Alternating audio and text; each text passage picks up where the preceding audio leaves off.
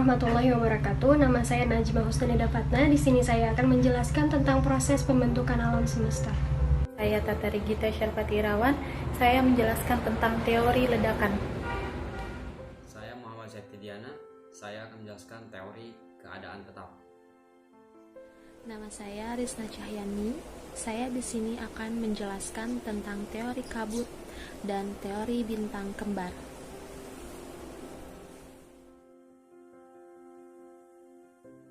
Alam semesta adalah suatu hamparan atau ruangan yang sangat luas yang tak diketahui atau tak dapat dibayangkan luasnya. Alam semesta diduga berbentuk melengkung dan dalam keadaan memuai serta terdiri atas galaksi-galaksi atau sistem bintang yang jumlahnya ribuan. Bumi adalah salah satu bagian dari alam semesta ini, maka tak heran terciptanya bumi ini berhubung erat dengan terbentuknya alam semesta. Berikut adalah teori-teori yang menjelaskan tentang terbentuknya alam semesta menurut ilmu sains dan menurut Al-Quran. Di zaman sekarang, banyak peneliti dan ilmuwan yang akhirnya menemukan hal-hal baru yang kita mengenal ada istilahnya dengan nama ilmu sains. Ilmu sains sesungguhnya sudah dikenal dan khususnya umat Islam mengakui bahwa di zaman Rasulullah SAW di dalam kitab suci sudah banyak dicantumkan ilmu-ilmu sains seperti teori Big Bang, teori pergerakan bumi yang dimana kitab tersebut sudah ada di 1400 tahun yang lalu.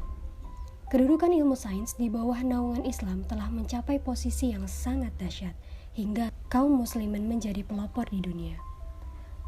Mereka menguasai puncak-puncak ilmu sebagaimana mereka menguasai seluruh dunia. Sains menjelaskan fenomena alam dan logika sebab akibat melalui berbagai proses pengamatan, observasi, penelitian, uji coba, dan sebagainya. Dan itu bersifat rasional, empiris, deduktif dalam ilmu sains dan sekarang ada pengetahuan ilmu yang bertahun-tahun di Al-Quran sudah ada.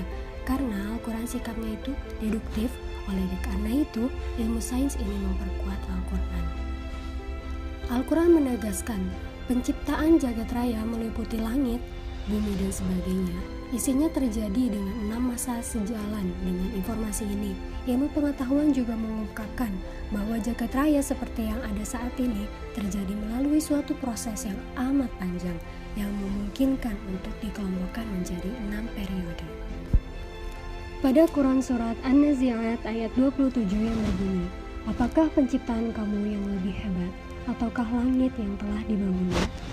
Ayat ini menjelaskan di antara 6 masa pembentukan alam semesta tentang penciptaan alam semesta dengan peristiwa Big Bang, yakni ledakan besar sebagai awal lahirnya ruang dan awal terbentuk materi berdasarkan analisis astronomi. Ledakan besar yang terjadi sekitar 13,7 miliar yang lalu. Teori ledakan. Teori ledakan besar atau yang biasa dikenal dengan teori Big Bang adalah teori yang paling populer dan banyak diyakini kebenarannya hingga saat ini. Teori ini pertama kali diusulkan oleh kosmolog asal Belgia yang bernama Abbe George Lemaitre pada tahun 1927. Lemaitre juga dianggap orang pertama yang mencetuskan teori bahwa alam semesta terus mengembang. Teori ini menjelaskan bahwa alam semesta berasal dari sesuatu yang super padat dan panas, yang kemudian meledak dan mengembang sekitar 13,7 miliar tahun yang lalu, sehingga menjadi alam semesta seperti sekarang ini. Proses terjadinya, menurut Abbe, alam semesta berasal dari gumpalan superatom dengan bentuk bola api dengan ukuran yang sangat kecil. Gumpalan superatom tersebut semakin lama semakin padat dan panas.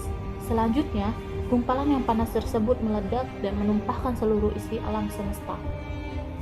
Ledakan tersebut mengeluarkan sejumlah energi yang tersimpan di dalam alam semesta. Selanjutnya berkembang dan membentuk kembali ke bentuk sekarang dan terus berkembang. Atom hidrogen yang terbentuk saat ledakan terjadi semakin lama semakin banyak dan berkumpul membentuk awan debu dan awan hidrogen atau yang disebut juga dengan nebula.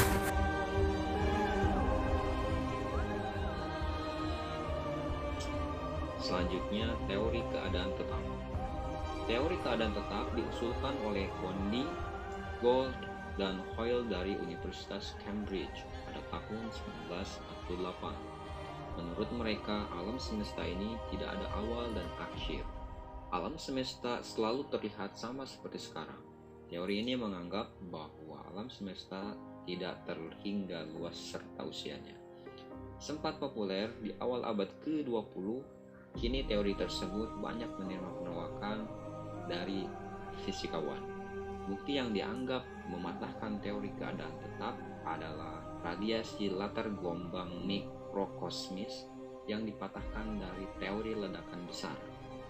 Terbentuknya teori keadaan tetap adalah menyatakan bahwa keadaan di alam semesta tidak pernah berubah, selalu beragam dalam hal rapat, massa, suhu, gravitasi, dan lainnya.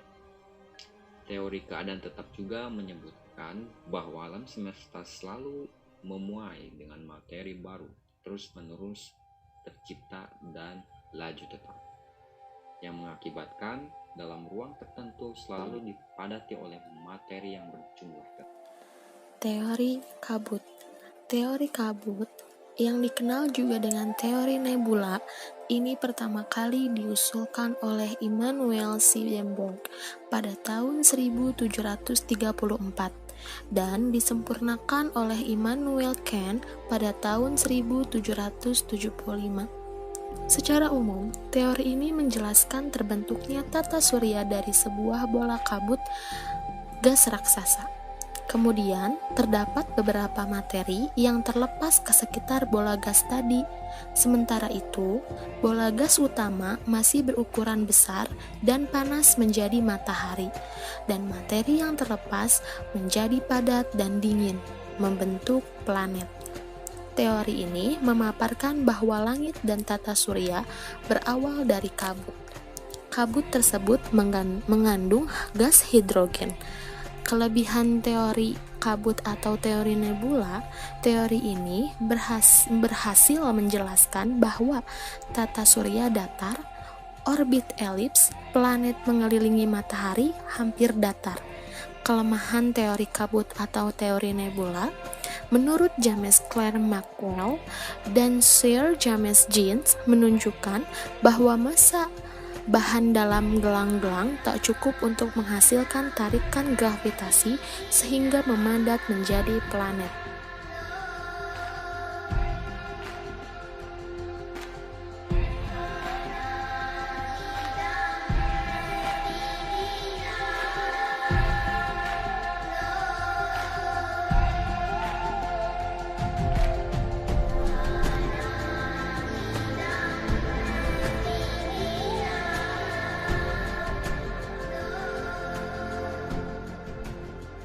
Teori bintang kembar. Teori ini dikemukakan oleh seorang ahli astronomi Inggris bernama E.R.A. Lyttelton sekitar tahun 1930-an.